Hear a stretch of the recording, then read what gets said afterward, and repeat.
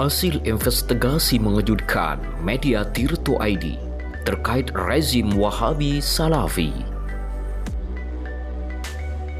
Assalamualaikum warahmatullahi wabarakatuh. Bersua kembali bersama kami Petuah Kiai Channel. Semoga kalian selalu dalam lindungan Allah Subhanahu wa Ta'ala. Media ternama Indonesia berhasil membongkar fakta baru terkait Wahabi Salafi. Fakta kali ini adalah bagian dari investigasi lanjutan terkait aliran Wahabi Salafi Indonesia. Setelah melalui tahapan proses dan prosedur ilmiah yang sangat sulit dan berat, sebagai bentuk tanggung jawab menyampaikan informasi yang benar, serta sebagai bentuk edukasi kepada masyarakat Indonesia, akhirnya investigasi menghasilkan temuan fakta baru terkait perilaku menyimpang Wahabi Salafi. Hasil investigasi media Indonesia Tirto ID diberi nama sebagai penghancuran situs dan tempat suci di Arab Saudi oleh rezim Wahabi Salafi. Dilansir dari Tirto ID, di Mekah ada dua kelompok pemakaman yang disediakan khusus untuk jamaah haji, Jannatul Ma'la dan Suraya. Jannatul Ma'la adalah pemakaman tua yang sudah ada sebelum Islam datang. Diperkirakan pemakaman itu sudah ada sejak awal abad ke-6 ketika suku Quraisy mulai menguasai Mekah. Tapi jika dilihat dari sosok dimakamkan, bisa disimpulkan bahwa Al-Ma'la adalah kuburan para pembesar Timur Tengah. Beberapa elit suku Quraisy dari Bani Hashim, klan asal Nabi Muhammad SAW, dimakamkan di sini. Beberapa sahabat dan keluarga terdekat Nabi, termasuk istri pertamanya Siti Khadijah, dimakamkan di Al-Ma'la. Aminah ibunda Nabi dan Abdul Muttalib, kakek yang mengasuh Nabi sejak bayi, dimakamkan di situ. Begitu pula paman kesayangannya, Abu Thalib. Sejak Mekah mulai menjadi tujuan jamaah haji umat Islam di seluruh dunia, penguasa-penguasa yang memerintah Makkah dari Bani Umayyah sampai Bani Sa'ud selalu menggunakan Al-Ma'la sebagai tempat pemakaman haji. Sebelum Islam datang pun, Al-Ma'la sudah dianggap sebagai tempat keramat karena lokasinya begitu dekat dengan bangunan suci di kota Mekah, yaitu Ka'bah. Bagi umat Islam, di situ pula letak keistimewaan Al-Ma'la. Hanya perlu berjalan beberapa ratus meter dari Masjidil Haram ke arah timur, maka sampailah di komplek pemakaman. Komplek Al-Ma'la tampak seperti pemakaman lain di Arab Saudi. Terlihat dua bongkah batu di setiap ilang. Semua tanpa nama. Agaknya sudah ada ratusan ribu bahkan jutaan jenazah yang dimakamkan di sana. Sudah 15 abad lebih makam ini menyaksikan bagaimana Mekah berkembang dari sebuah kota kecil yang tak berarti menjadi pusat spiritual orang-orang Islam di seluruh dunia. Lantaran lahan Al-Ma'la sudah tidak sanggup lagi menampung jenazah, pemerintah Saudi membangun komplek pemakaman baru di pinggiran kota Mekah, sekitar 20 km ke arah utara.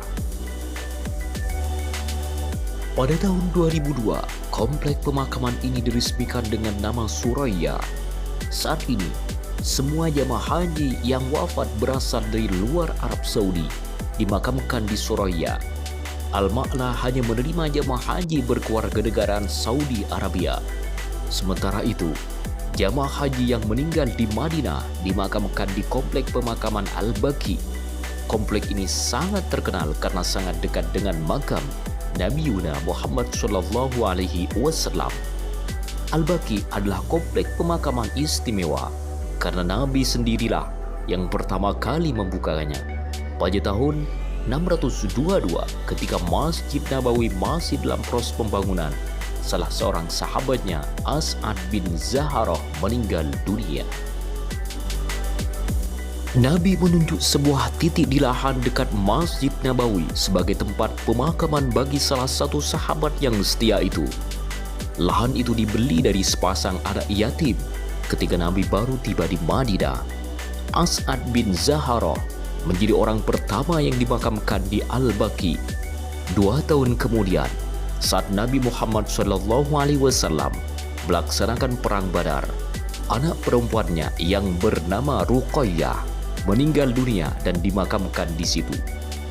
Sejak itu, Al-Baqi menjadi komplek pemakaman bagi seluruh umat Islam di Madinah. Ketika agama Islam mulai menyebar ke seluruh dunia dan kota Madinah semakin ramai dikunjungi, Al-Baqi mulai dibuka untuk pemakaman haji hingga detik ini. Selama berabad-abad, 2 makam itu ramai dikunjungi orang-orang yang hendak berziarah. Makam para keluarga terdekat Nabi dipercantik penguasa-penguasa 2 tanah suci itu dengan bangunan dan ornamen indah. Tujuannya mulia, menampung para peziarah yang hendak memanjatkan doa bagi arwah para kekasih Nabi. Lalu bencana pun melanda 2 kompleks makam keramat ini.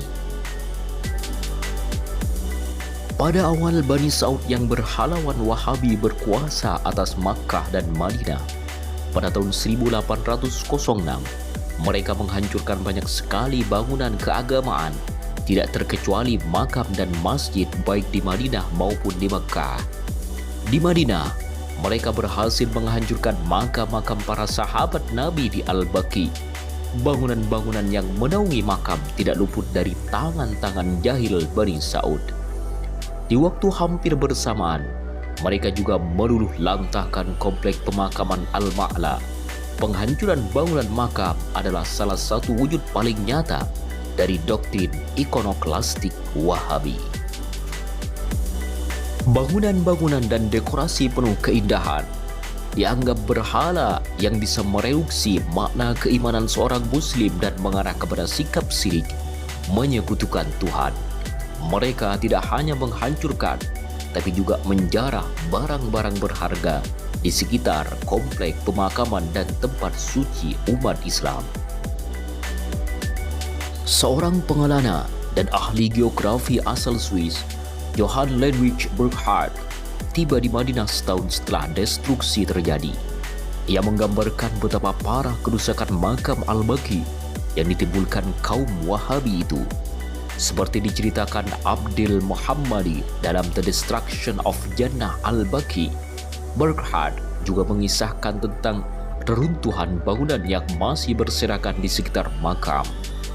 Melihat keganasan pasukan Bani Saud, penguasa dinasti Ottoman Sultan Mahmud II memerintahkan Gubernur Mesir Muhammad Ali Pasha untuk mengambil alih 2 tanah suci dari tangan mereka.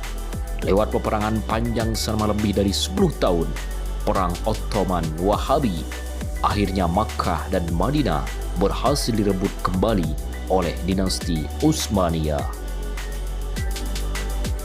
Pembangunan kembali makam Al-Baqi dan Al-Ma'la dilaksanakan atas perintah Sultan Mahmud II. Sejak itu kedamaian bersemi lagi di tanah suci. Tapi tidak lama, 1 abad kemudian Bani Saud kembali ke Jazirah Hijaz. Pada tahun 1924, mereka berhasil menguasai lagi Mekkah dan Madinah. Tahun berikutnya, Abdul Aziz bin Saud, pendiri negara Saudi Arabia, mengeluarkan izin resmi menghancurkan 2 komplek pemakaman di Mekkah dan Madinah. Izin resmi ini mendapatkan legitimasi dari fatwa yang dikeluarkan Abdullah bin Mulaihid, seorang ahli hukum Islam terkemuka. Penghancuran dimulai pada 21 April 1926 oleh pasukan Wahabi yang menamakan diri sebagai Ikhwan. Destruksi ini begitu ganas, dari nisan yang kecil sampai yang cungkup, makam dirobohkan tanpa sisa.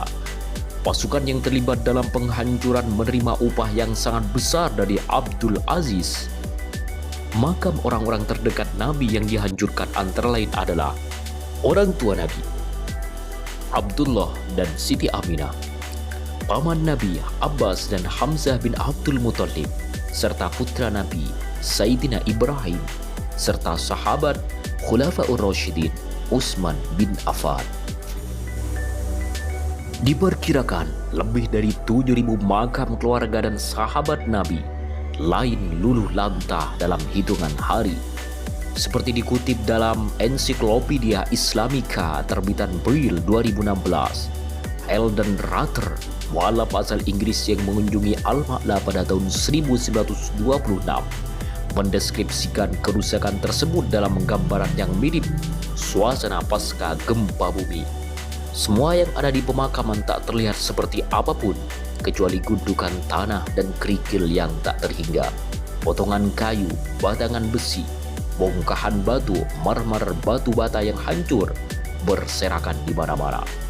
Meski protes terdengar dari mana-mana, rezim Wahabi seakan-akan menutup telinga. Hingga saat ini, penghancuran situs dan makam bersejarah masih berlangsung. Tapi di balik motif agama, ada motif lain yang lebih utama, yaitu uang.